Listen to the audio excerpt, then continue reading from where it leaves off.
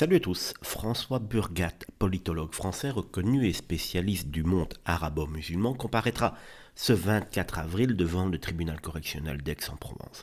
Il est poursuivi pour apologie du terrorisme, une accusation qui soulève une vive controverse dans les milieux intellectuels. Le cœur de l'affaire, plusieurs publications sur Twitter, devenu X entre-temps, dans lequel Burgat exprime des opinions tranchées sur le conflit israélo-palestinien.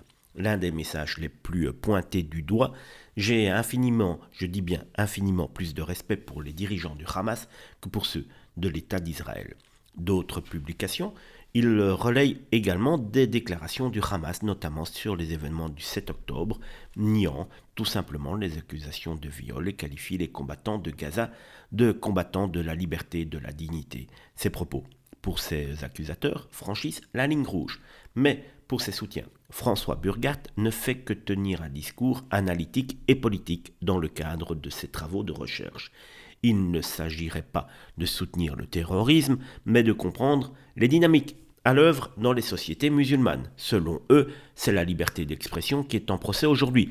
Tiens, pour la gauche, quand on dit certaines choses, c'est la liberté d'expression. Quand c'est de droite, c'est carrément des criminels directement.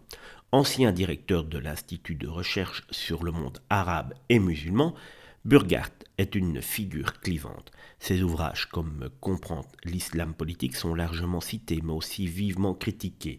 Pour certains, il banalise le discours et les discours islamistes. Pour d'autres, il cherche à déconstruire les stéréotypes occidentaux. Bref, pour certains, il cherche tout simplement à déconstruire tout ce qui unit l'Europe. Alors s'agit-il d'une justice qui protège la République ou d'une dérive liberticide qui muselle la critique intellectuelle?